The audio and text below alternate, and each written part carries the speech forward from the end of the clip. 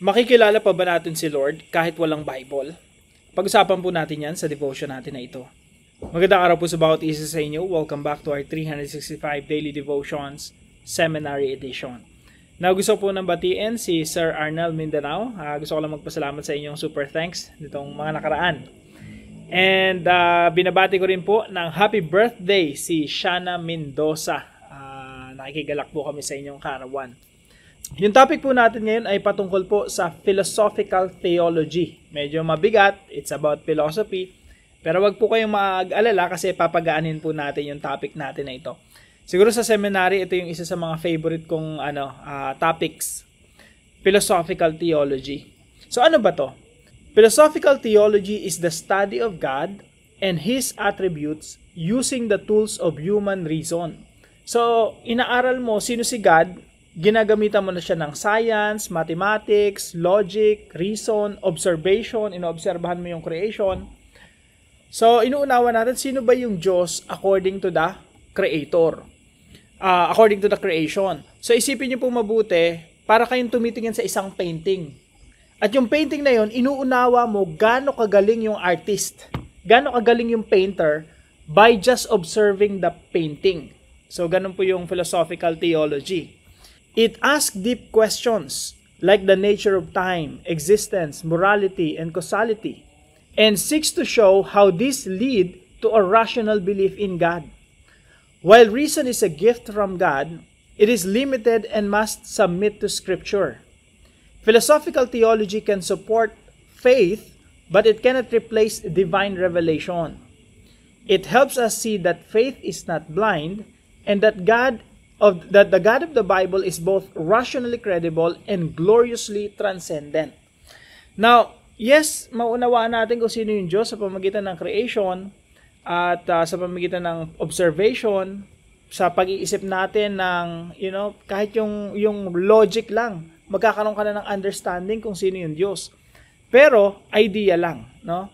Yung totoong pagkakaunawa sa Diyos, yun po ay nakakamta natin sa pamamagitan ng pag-unawa ng Biblia. So yung philosophy, hindi natin siya ginagamit na pang-substitute sa Bible.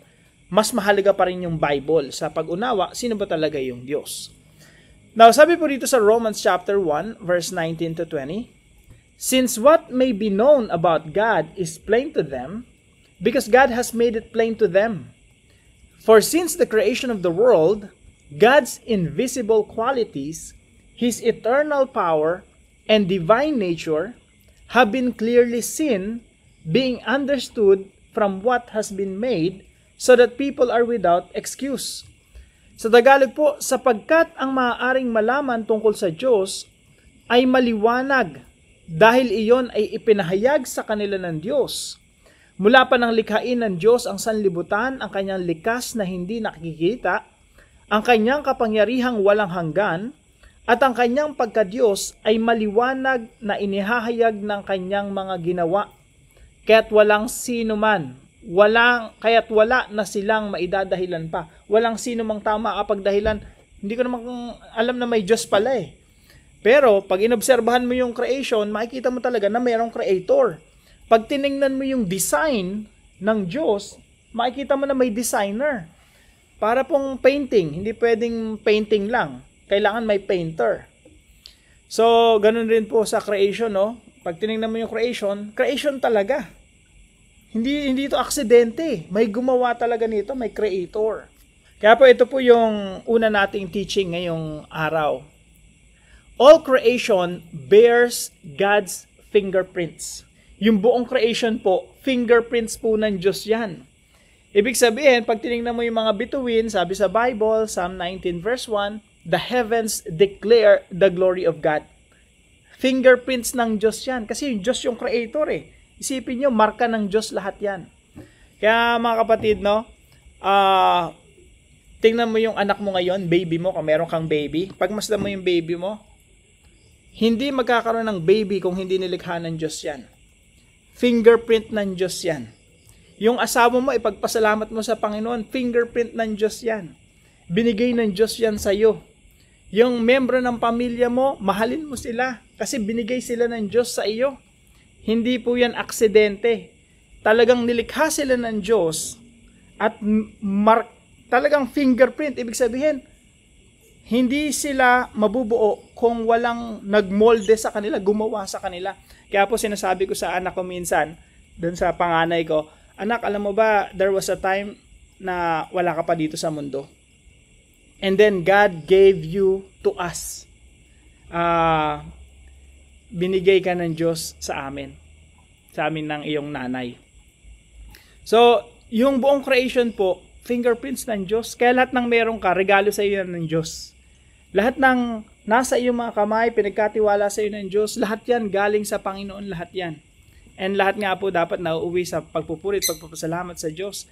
Now, many of us would think na parang ang layo-layo ng Diyos. Mga kapatid, hindi po malayo ang Diyos. You look at the creation, you see God's fingerprints. Ibig sabihin, kumbaga sa mga gumagawa ng krimen na nag-iiwan ng fingerprints, halimbawa sa patalim, sa baril, may fingerprints, alam mo kung sino yung may sala dahil doon sa fingerprints. Dito naman, pag inobserbahan mo ang creation, alam mo kung sino gumawa nito. There's a creator who created all these things. Again, mga kapatid, all creation bears God's fingerprints. Kaya po, pwede mong ma-experience talaga si Lord every day. Just by walking, just by looking at observing His creation, that's already an experience of God. Number 2 po, creation gives us a glimpse of who God is. Yung creation po, binibigyan tayo ng idea kung sino yung Diyos. Pag pinagmasdan natin ng isang magandang obra maestra, or sculpture, or painting, drawing, sketch, minsan, pag tinitingnan mo, maa-amaze ka eh. Kasi sobrang ganda ng pagkakagawa, pagkakadrawing, or pwedeng video or photo. Pag tinignan mo, wow, sobrang galing ng photographer, sobrang galing ng artist. Now, dito po sa creation, makikita mo, ang ganda-ganda ng design ng Diyos. Mamasyal ka lang dito sa Pilipinas, alam niyo po, proud na proud ako sa Pilipinas eh. Pag pinapakita ko sa mga kaibigan ko yung mapa ng mundo, to sinasabi ko, dito ako nakatira, Philippine Islands. Itsura pa lang, mapa pa lang, ang ganda na. And ang dami nating mga beach, ang dami nating mga mountains, and coral reef. Kakaiba talaga dito, sobrang ganda dito sa Pilipinas. At binibigyan tayo ng idea nito kung gaano kagaling na artist yung ating Diyos. Pag ako sumisisid sa ilalim ng dagat, kasama kay mga kaibigan ko, pag tinignan mo iba't ibang kulay ng mga corals, iba't ibang kulay ng mga isda, ma-amaze ka sa Creator natin. Talagang grand artist yung ating Diyos. Pero alam niyo po, yung creation po, hindi sapat para makilala natin ang Diyos. Magkakaroon ka lang ng idea kung anong klase yung Diyos, gaano siya kagaling, gaano siya malikhain. Pero hindi mo makikilala talaga kung sino yung Diyos. Kaya po kinakailangan natin ng Bible. Kaya po ibinigay ng Diyos yung Biblia sa atin para mabasa natin at maunawaan natin sino yung Creator.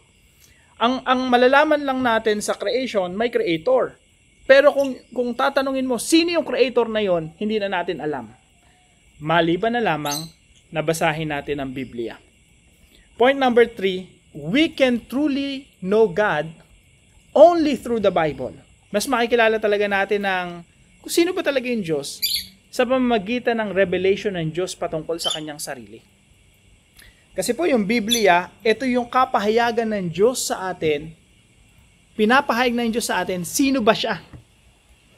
We can truly know God only through the Bible. Kaya po yung mga tao sa mundo, nagbubuo ng napakaraming relihiyon. Kasi nga, inobserbahan nila yung creation, naunawaan nila may creator, gagawa sila ng relihiyon para maabot yung Diyos. Pero ang ginawa ng Diyos, ibinigay niya ang ating Panginoong Jesucristo sa atin, binigay niya yung Biblia sa atin para maunawaan natin ano yung gospel at paano tayo magkakaroon ng relasyon sa Kanya. So, napakalaga po ng Biblia, mga kapatid. We can truly know God only through the Bible. So, paano po natin ito i-apply sa ating mga buhay? Number 1, cultivate a habit of thanking God for His creation. Magkaroon po tayo ng habit na pag uminom tayo ng tubig, thank you Lord, creation mo to. Pag kumain ka ng masarap, Lord, thank you sa taste buds ko. Thank you Lord, nilikha niyo akong nakakalasa ng iba't ibang uri ng mga lutuin, iba't ibang mga prutas. Tsaka yung pang-amoy ko, naaamoy ko yung bango ng asawa ko or bango ng pagkain, di ba? Yung bango ng baby. Ako, yung baby ko, pag inaamoy ko, ang bango-bango. Talagang dapat lahat nauuwi sa pagpupuri at pagpapasalamat sa Diyos. So, cultivate a habit of thanking God for His creation. Pag tinignan mo yung creation ng Diyos, Lord, thank you. Pag meron kang nararamdaman mo yung sariwang hangin, Lord, thank you. Kasi po yung buhay natin talaga, isang buhay ng pagpupuri at pagpapasalamat sa Diyos. Point number 2, stay mindful of God and live a life of worship. Pag sinabi nating mindful, talagang conscious ka sa Diyos eh. Lord, I can see your fingerprints everywhere. Nakikita ko talaga na may creator sa bawat sulok kung saan man ako tumingin, no? Yung mata nga lang natin na nakakakita, imposibleng walang creator eh. Sobrang ganda ng pagkaka-design ng Diyos ng mata na may nakikita ka, nagre-register sa utak mo, napaprocess mo, and saan po dapat nauuwi ang lahat? Sa pagpupuri sa Panginoon. Kaya stay mindful, let's be conscious of God and live a life of worship. Yan po ang buhay natin mga kapatid, pagpapasalamat at pagsamba sa Diyos. Now point number 3, ito po yung madalas na nakakalimutan natin. Read the Bible with the intent to know God. Pag nagbabasa po tayo ng Biblia mga kapatid, mag-mature na po tayo. Kasi minsan pag nagbabasa tayo ng Bible, we just want to feel good. Gusto lang natin ng blessing or ma-feel natin yung, alam niyo yun, yung feel good experience. Pero mga kapatid, pag nagbabasa tayo ng Bible, ang intention dapat natin ay upang makilala natin yung Diyos. Kasi yung Biblia po ay kapahayagan ng Diyos patungkol sa kanyang sarili, lalo-lalo na sa pamamagitan ng ating Panginoon Jesucristo. Kaya when we read the Bible, meron tayong dapat intensyon na makilala natin sino yung author ng Bible. At ang author po ng Bible ang Diyos. Ibinigay sa atin yung Biblia as a love letter to introduce Himself to us. Kaya po ang intensyon natin talaga dapat pag nagbabasa ng Bible ay makilala ang Diyos. Now, let's open the Bible. Right after this devotion, open the Bible. Ang intention mo ng pagbasa dyan ay makilala sino ba yung Diyos. So, I hope that will become our attitude pag nagbabasa ng Bible. Lord, I want to know who you are. Open the Bible. Makikita mo paano kumilos ang Diyos in the past sa buhay ng mga tauhan sa Biblia. At makikita mo rin, makikilala mo rin si Lord kung paano siya kukilos sa iyong buhay. So, we can get to know God through the Bible and through our experience of Him. Kasi nararanasan natin si Lord eh. At mas makikilala natin si Lord sa pagbabasa ng Bible at the same time nakikilala natin siya habang kumikilos siya sa ating mga buhay.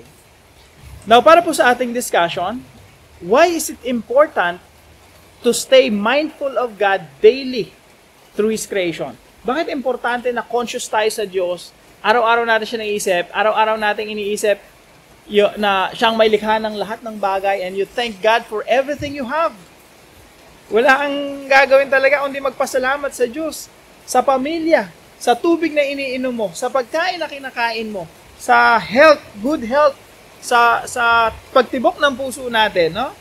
At sa mga bagay na binibili mo, lahat yon ay provision ng Panginoon. Walang bagay dito sa mundo na hindi galing sa Diyos. That's why we can really experience God every day. And we can thank God for everything that we have, everything that we see. All good things come from above. Lahat ng mabubuting bagay, galing talaga yan sa Diyos. Kaya po yung buhay natin, again, ito ay buhay ng pagpapasalamat at pagpupuri sa Diyos. Kasi yung creation ng Diyos, napakaganda, ibinigay sa atin para tayo mamangha araw-araw. Para tayo ma-amaze dun sa creator natin araw-araw. So, ayan, tanong pala yan, no? Why is it important to stay mindful, conscious of God daily through His creation? Pag-usapan po natin to sa ating mga discussion groups. At tayo po'y manalangin.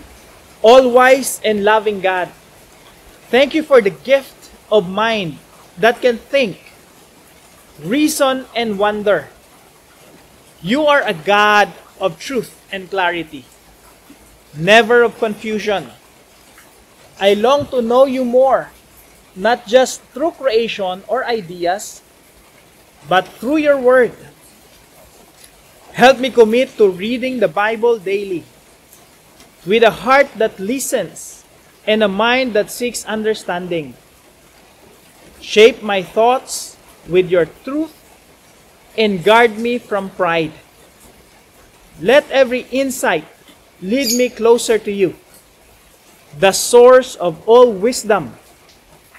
Deepen my faith as I delight in your word. In Jesus' name, amen and amen.